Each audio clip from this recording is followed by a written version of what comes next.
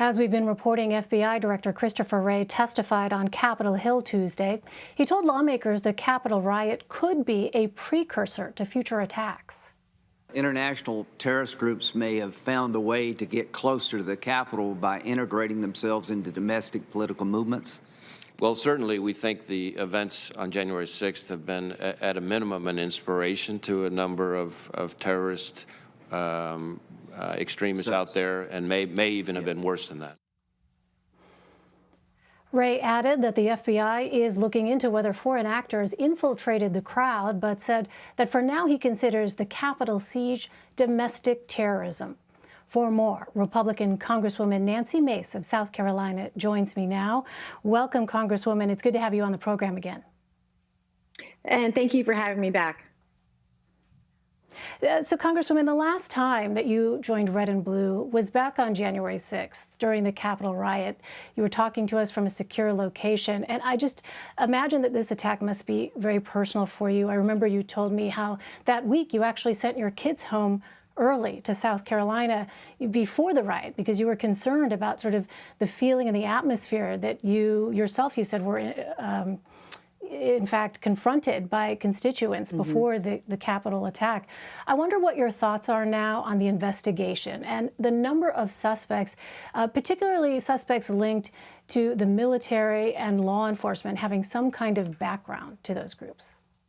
Right. Anyone who breached the Capitol steps that was violent that day should be fully investigated to the fullest extent of the law and held accountable and held on trial and held accountable for the violence. 5 people died that day, and this was personal. We saw so many people up on the Hill, and everyone responds differently to trauma, but so many people were working up on the Hill that day. So many lives were put in danger, and it's unacceptable. And so I'm encouraged to hear that the investigation is going well, that there are members of the public who are letting the FBI and others know that their neighbors and people in their community were there, because these people need to be held accountable.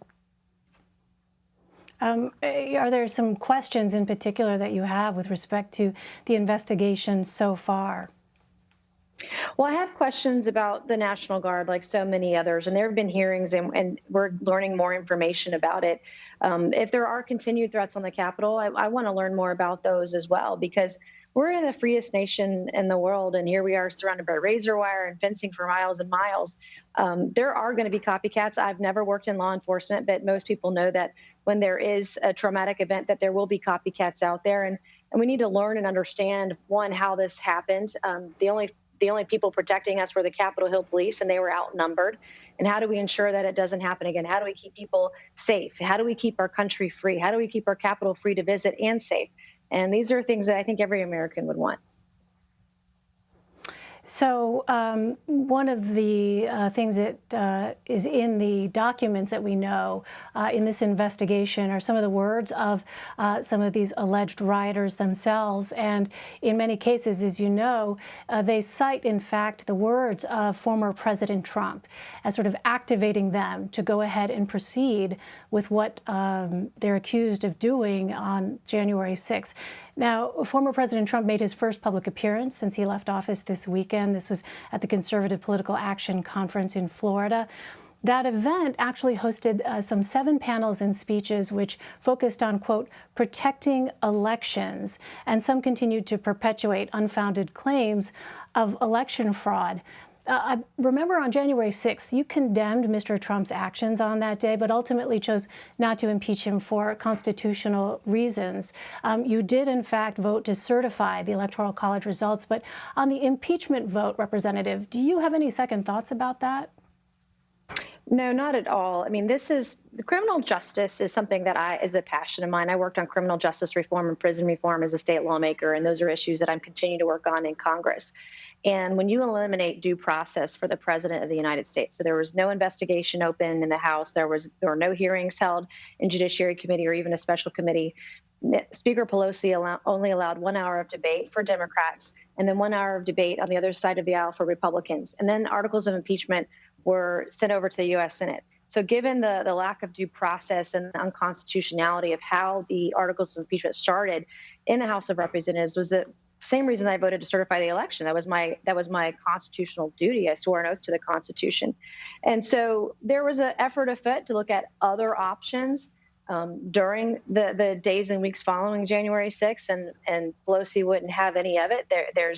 There was no bipartisan effort to really to look at it in a manner.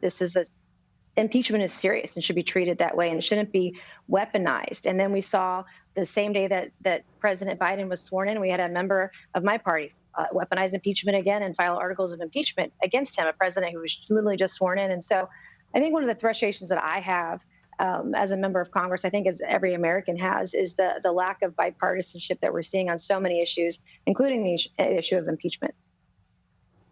I do want to ask you, though, just about the underlying premise here of Republicans and some Republicans refusing to say that the election was not stolen. I mean, even Minority Whip Steve Scalise refuses to say that. And that's, of course, at odds with what we have heard from many officials in dozens of courts in several states, and now the FBI director who has said there was not widespread voter fraud. Why is this so difficult for many Republicans to state? I think partially it's in part because there are millions of people that were led to believe that the vice president, Mike Pence, former vice president, could overturn the results of the election, and that Congress could too. And that just wasn't the case at all, and wasn't true. And so there are just many Americans who look at the results of the election and wonder why. But I know in races like my own, I got across the aisle because of former President Trump, because of his voters turning out. I'm in a swing district, and the policies that he embraced in his administration are policies that so many Americans continue to embrace and are things that we've got to look forward to. In my role, I've been one of the strongest critics of the previous administration in the weeks and days leading up to January 6th. I've had Republicans threaten to shoot me. I was physically accosted the night before on the streets of D.C. by someone who drove up from my district. And on the opposite side of it, when I got in a Twitter feud with Congresswoman Alexandria Ocasio-Cortez, I had Democrats then threatening to shoot me. And this lack of communication, the lack of working together, the lack of progress has really divided our country. And I'm willing to work with anyone who's literally willing to work with me on either side of the aisle. We're paid a lot of money to do a job, and I'm just here to work. And that's the message that every American needs to hear right now, that we're here to work. Yes, I'm afraid our time is running short. There's so much more I would love to ask you, but I do want to end on a note of bipartisanship, because you co-sponsored legislation, bipartisan criminal justice reform. And it's interesting when you look at your co-sponsors here, Democratic Congressman Joe Neguse, who was an impeachment manager, is actually a co-sponsor. Now, this is legislation that would allow federal inmates to communicate confidentially with their lawyers over email. Why do you see this issue of criminal justice reform as an area where you could work with Democrats? Well, it's an area that I have a history of working across the aisle. As a state lawmaker, I passed a prison reform bill that was signed into law in the middle of COVID just last year, in the middle of my congressional campaign. It's an issue that I believe in, and it's an issue that I believe Republicans and Democrats can work together on. I started doing that as a state lawmaker, and it's a passion of mine. I plan to continue to do it. In fact, my first bill, that same bill, passed last week. Getting something done with Democrats and Republicans on both sides in my first 50 days in office is remarkable, and is the kind of work that I promised my constituents I would do. All right.